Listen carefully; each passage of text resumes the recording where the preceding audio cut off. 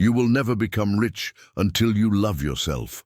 The sentence feels cruel the first time you hear it, like an accusation thrown at the deepest part of you.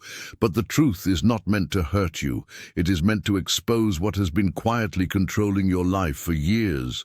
Most people do not become rich, not because they lack intelligence or opportunity, but because they carry a silent rejection of themselves, a subtle belief that they are not worthy of the wealth they claim to want. And if you pause for a moment, long enough to hear your own mind, you might notice something unsettling. There is a part of you that has been doubting your own worth for as long as you can remember. Think back to the last time you tried to improve your life. Maybe it was starting a business, applying for a better job, launching a project, or simply imagining a bigger future. Remember how quickly fear came. Remember how doubt whispered that you weren't ready, weren't capable, weren't enough.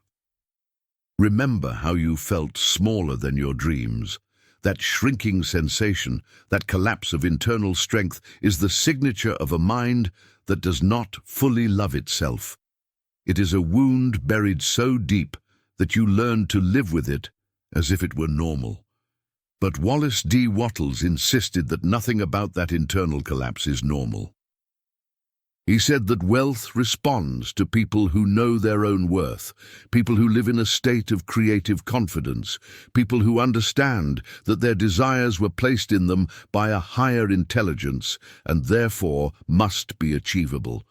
When you do not love yourself, you cannot hold that state. You cannot believe you deserve anything extraordinary. You act from fear, from inferiority, from comparison, from desperation. You fall into the competitive mind, clawing for scraps in a universe that is actually overflowing, and every action you take while feeling small comes back empty. That is the tragedy no one talks about. Most people fail, not because life is unfair, but because they approach wealth with a heart that has never been taught to value itself. They walk through the world with a posture that says, "I am not enough," and the universe reflects that belief back to them with precision. You might not say it out loud, but you feel it when you hesitate, when you sabotage yourself, when you procrastinate, when you compare yourself to people who seem better, stronger, more deserving. You feel it when you want something deeply, but cannot imagine yourself actually having it. You feel it when you start something and quietly expect to fail. You might think you need more discipline, more motivation, more strategy, more information. But the truth is simpler and darker. You need more love for yourself, not the emotional, poetic kind. Wattles was not talking about affirmations in the mirror or positive quotes that make you feel good for a moment. He meant something far more powerful. He meant recognizing yourself as a creative force, a part of the infinite intelligence that shapes everything. He meant dropping the belief that you are insignificant. He meant acting as someone who belongs among the rich, not as a beggar waiting for life to give permission. And yet the world conditions you to forget this. From childhood you were taught to obey, to avoid mistakes, to not shine too much, to be humble in the wrong way. You were taught to suppress your desires, to expect little, to feel guilty for wanting more. Every criticism, every moment of rejection, every failure you blamed on yourself carved a silent mark inside you. These marks become the architecture of how you think. They shape your self-image, and your self-image dictates your wealth. Wattles said that the universe is shaped by thought, but your thoughts about yourself are always the first to be reflected. Consider this. Every time you wanted to change your life but didn't, every time you dreamed about something but felt it was too big, every time you tried something but quit prematurely, you weren't being lazy. You were being loyal to an identity that did not love you, an identity built from fear, from memories, from wounds you didn't cause. And the moment you try to rise above that identity, it drags you back to protect itself. That is why change feels so hard. You are not fighting circumstances. You are fighting the version of yourself that doesn't believe you deserve better. Wattles warned about this psychological trap more than a century ago. He said that poverty is a mental habit, a state of consciousness, not a lack of money, but a lack of inner permission. People think they need to fight for wealth, to compete, to struggle, but the real battle is internal.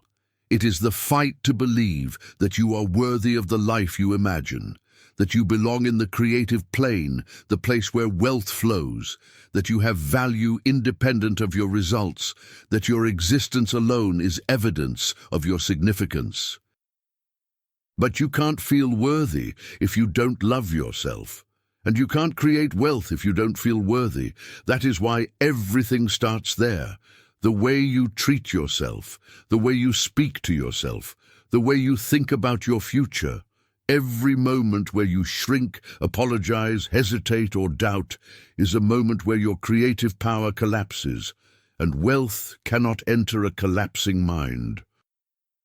Imagine watching your life from above for a moment, seeing all the times you backed away from opportunities, all the times you hid your talent, all the times you accepted less than you wanted because part of you felt that less was what you deserved.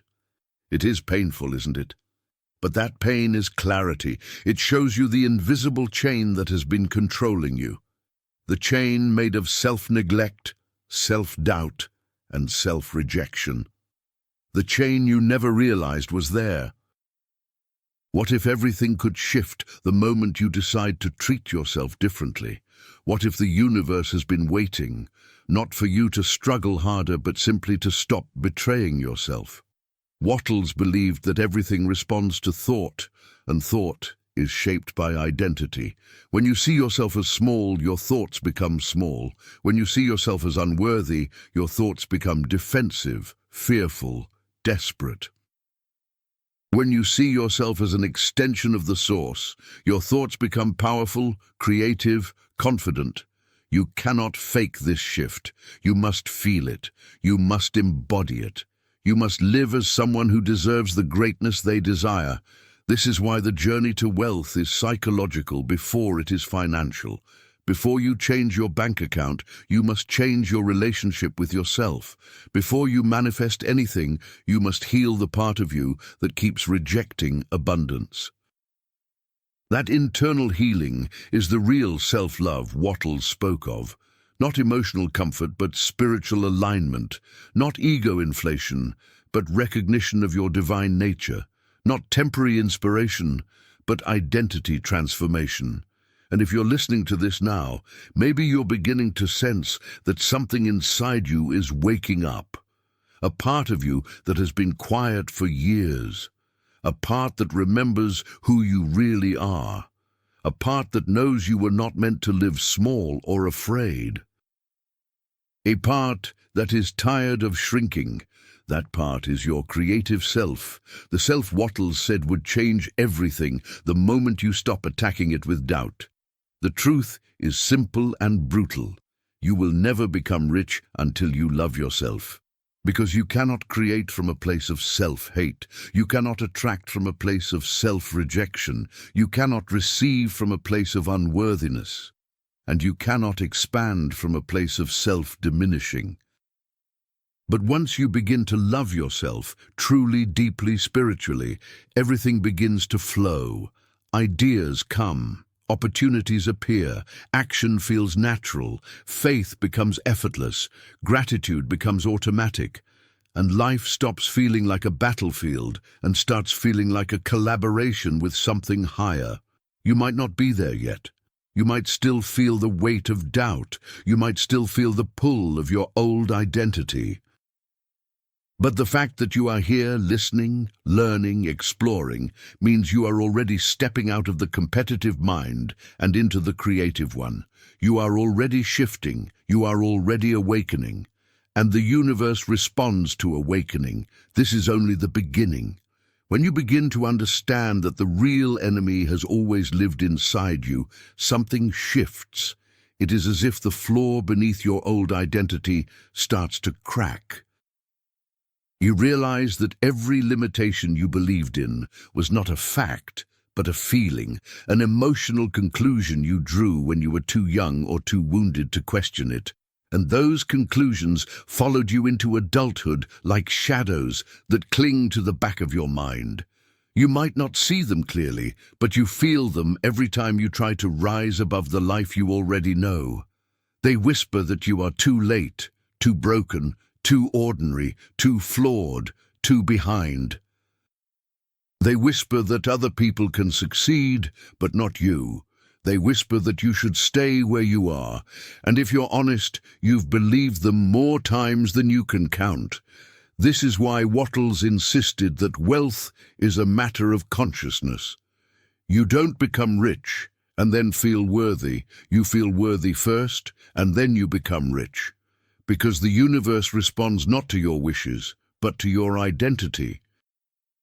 And most people walk around with an identity shaped by rejection, humiliation, criticism, failure, and memories that keep replaying long after the moment ended. When you don't love yourself, you replay the wrong stories over and over. You let the past dictate your future. You act like someone who is still wounded, still afraid, still carrying the weight of someone else's judgment.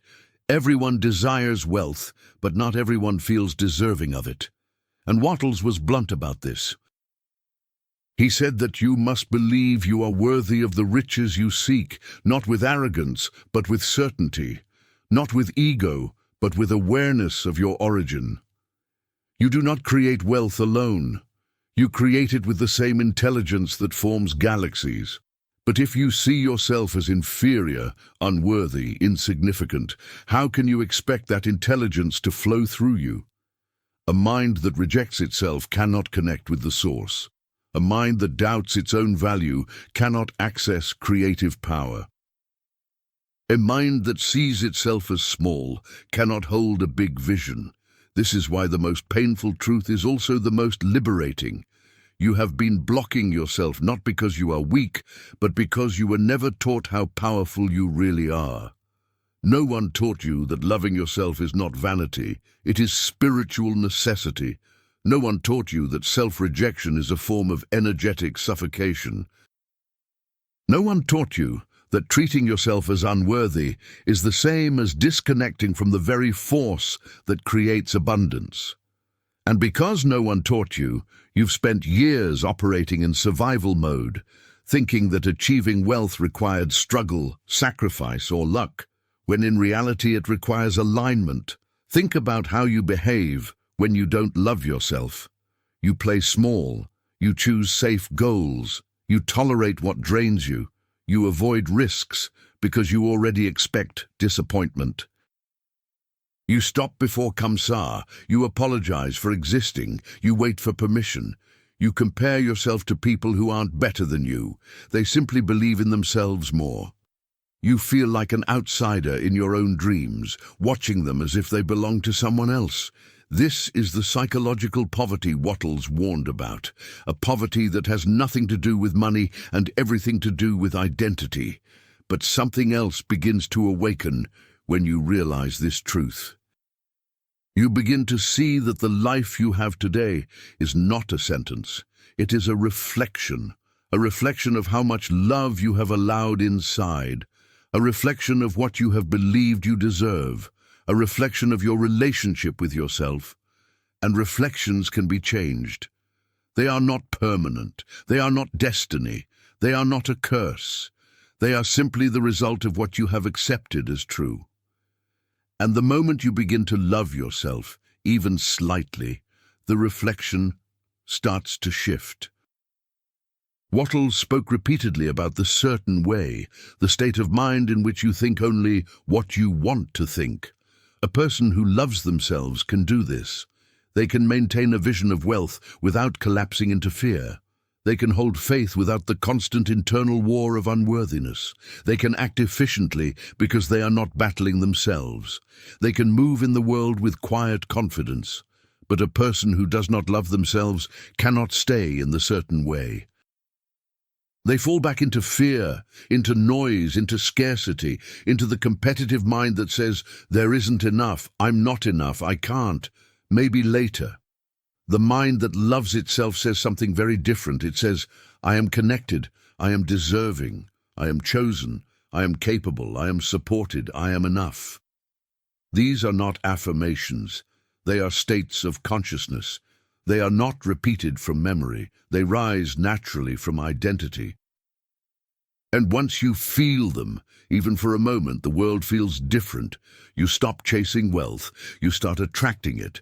You stop needing external approval. You start validating yourself internally. You stop doubting your worth. You start living from it. But let's be honest, most people have never felt this. They have felt ambition, desire, hope, hunger, but not worth. Not truly. They say they want wealth, but they do not believe they deserve it. They pray for opportunities, but they fear they cannot handle them. They dream big dreams, but internally they remain small. They want to be chosen by life, but they have not chosen themselves. This internal contradiction is the fracture that blocks manifestation. Wattles called it unfaithfulness, a divided mind that tries to create while simultaneously expecting failure. This is why self-love is the foundation. Without it, your faith collapses. Without it, your vision weakens. Without it, your gratitude becomes mechanical. Without it, your actions lose power. Without it, the universe receives mixed signals, and mixed signals produce mixed results. But something profound happens when you finally turn inward and face the truth. When you ask yourself the question you've avoided your whole life, why don't I love myself? The answers are not pretty. They rarely are. You remember all the times you were judged, all the times you were compared, all the times you were told you weren't good enough. You remember how those voices became your own, how you started repeating them subconsciously, how you allowed them to shape your identity, how you built a life around the wounds of your past. But then you realized something even more powerful. None of those voices were ever yours. They were given to Vose. They were installed in you. You inherited them. And you have been living inside someone else's opinion of you. Once you see this, you understand that loving yourself is not arrogance. It is reclamation. It is taking back your mind. It is rewriting the script. It is breaking the invisible contract you signed with your own fear. It is choosing the creative mind over the competitive one. And in that moment, something shifts inside you. You begin to understand that your desires were not random. They were messages from the source, calling you back to your true identity. You begin to feel that wealth is not something you chase, it is something you align with. You begin to sense that loving yourself is not a luxury, it is the gateway to everything you have ever wanted. And as this realization expands in your chest, you finally comprehend why Wattles was right. You will never become rich until you love yourself, because only love creates, only love expands, only love believes. And only love resonates with abundance. This is the beginning of your transformation. But there is more to be revealed. As you begin to examine the architecture of your mind, you notice something strange. Every belief you hold about money, success, and possibility is tied to how you see yourself. Not how the world sees you, not what your parents wanted for you, not what society expects from you, but how you, in the quietest parts of your consciousness, evaluate your own worth. Wattles understood this when he wrote that the universe is friendly to your desires, but only when you believe you belong in the realm where those desires exist.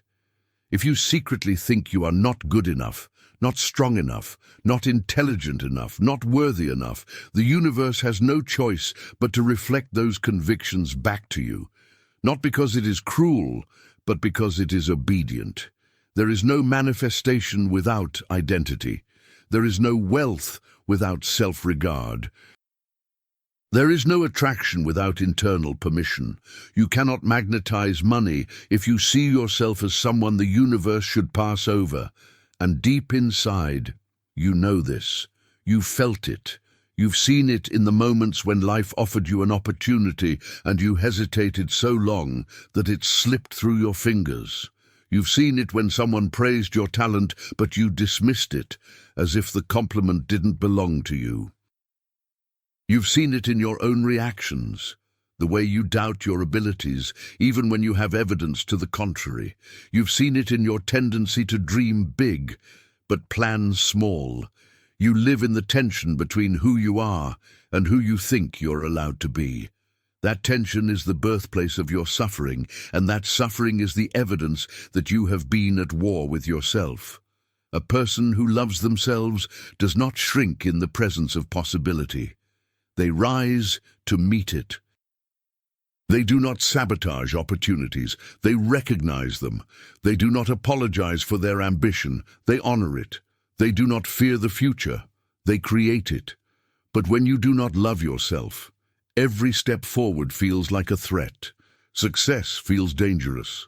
Opportunity feels overwhelming. Progress feels like a test you are destined to fail. Your nervous system reacts as if growth is a predator, and so you retreat again and again, mistaking caution for logic. Wattles saw this fear as the signature of the competitive mind, the mental state that believes everything must be fought for, earned through struggle, taken from someone else, or bought at the price of self-betrayal. The competitive mind lives in scarcity. It trusts no one. It sees the universe as a battlefield, and when you don't love yourself, you live in that battlefield every day. You see others winning and assume it means you are losing. You see people succeeding and feel envy rather than inspiration. You see wealth flowing to others and feel abandoned by life itself. You assume there is no place for you, and those assumptions become your reality. The creative mind is completely different. It is the state of mind that knows abundance is infinite.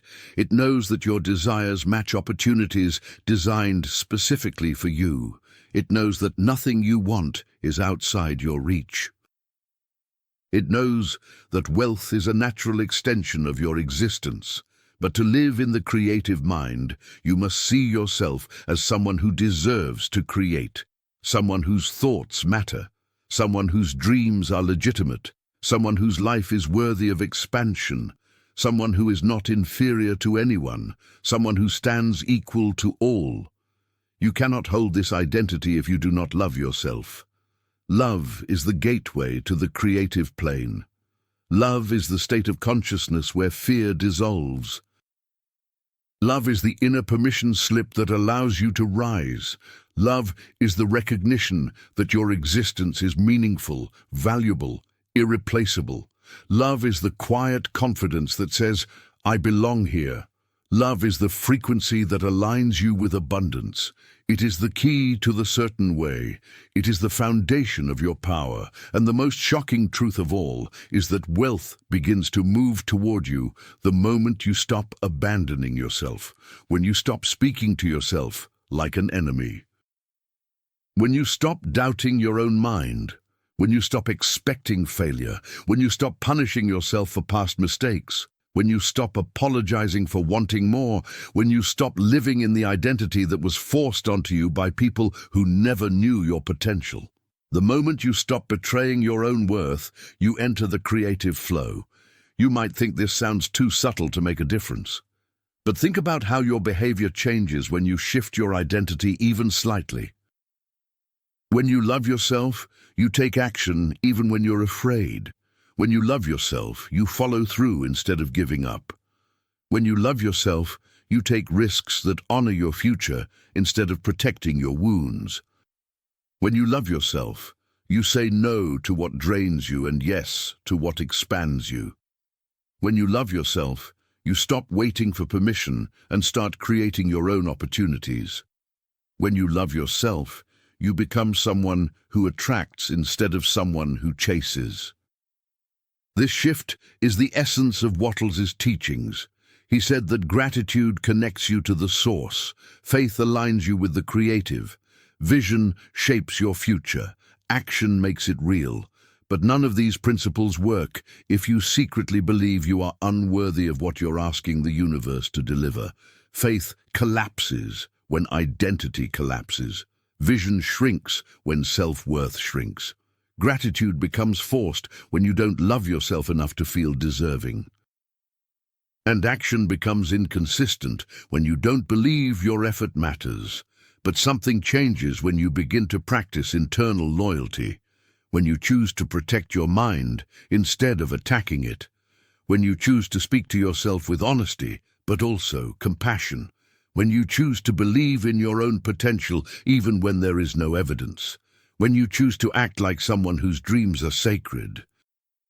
When you choose to make decisions that honor the future version of yourself rather than the fears of your past, this is what loving yourself really means in the context of Wattles.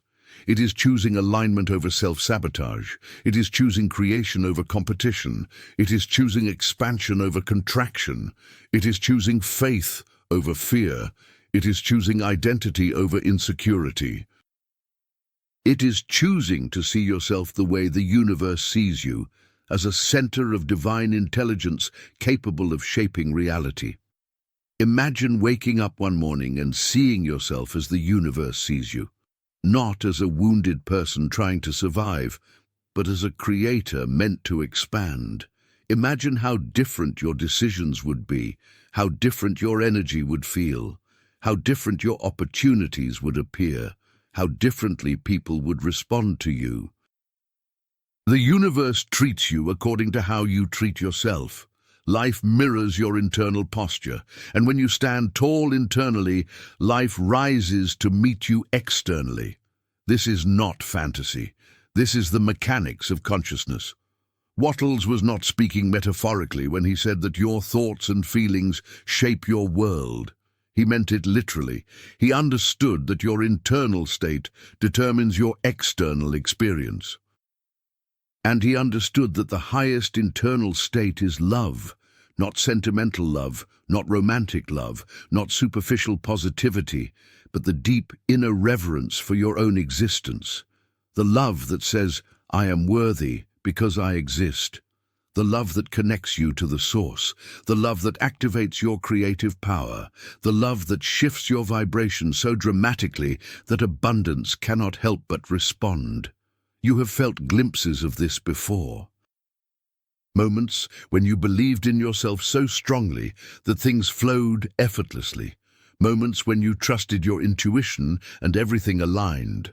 Moments when you felt unstoppable, even if only briefly. Those moments were not accidents. They were previews of who you could become if you stopped abandoning yourself. They were flashes of the creative mind in action. They were demonstrations of what happens when you love yourself enough to stop doubting your own power. But you could not sustain those moments because your identity pulled you back. The part of you that felt unworthy reclaimed control. The wounds from your past resurfaced. The old voices whispered again. And just like that, you fell out of alignment and back into the competitive mind. Back into fear, back into doubt, back into the old version of yourself that you never chose consciously. The version of you that was shaped by pain rather than possibility.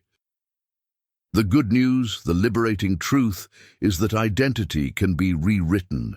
You can choose to become someone new. You can choose to stop repeating the past. You can choose to recognize your worth. You can choose to live in the creative mind.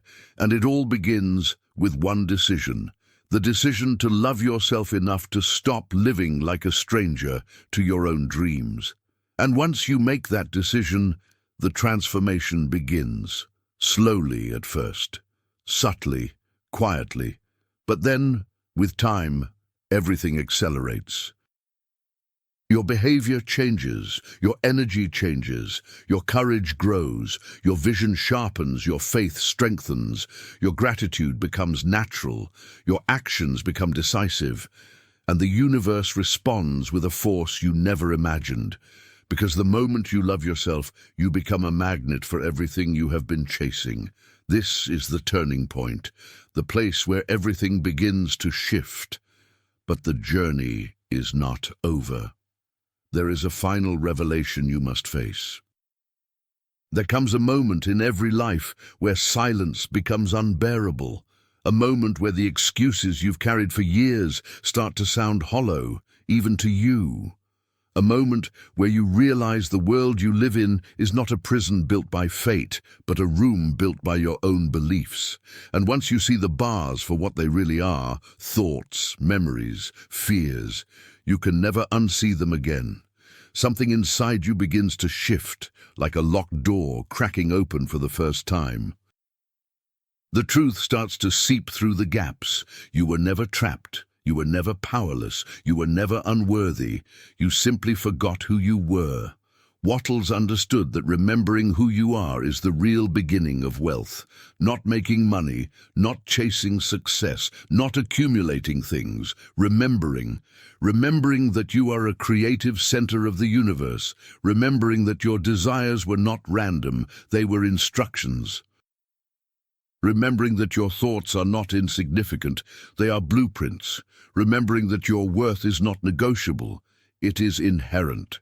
Remembering that you were never meant to crawl through life hoping for scraps, but to stand tall, connected to the source that made you. But remembering only happens when you love yourself, and loving yourself is not a feeling, it is a decision. It is deciding that your past no longer defines you. It is deciding that the people who hurt you do not get to shape your identity. It is deciding that your future deserves your loyalty.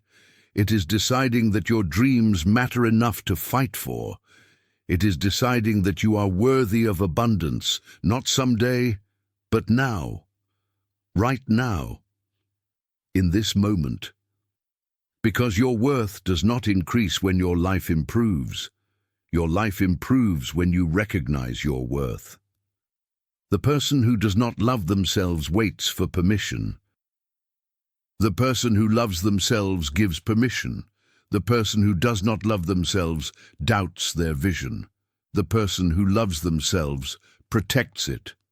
The person who does not love themselves apologizes for existing. The person who loves themselves claims their place in the world. And when you make that shift, when you finally choose yourself, the entire universe reorganizes around that decision. Opportunities you never saw appear. Ideas you never considered arrive. Strength you didn't know you had rises from within. People respond differently. Circumstances bend, paths open.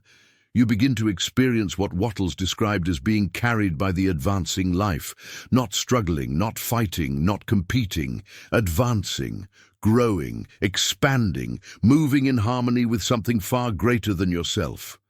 This is the state of the creative mind, the state of ease, certainty, clarity, the state where your vision feels inevitable, where your faith becomes unshakable, where your gratitude flows effortlessly, where your actions become precise and powerful, where you no longer chase but attract, and you attract because you are finally aligned with the truth of who you are. You attract because you are no longer rejecting yourself energetically. You attract because you are no longer afraid of receiving. You attract because you are no longer hiding from the life that has been trying to reach you.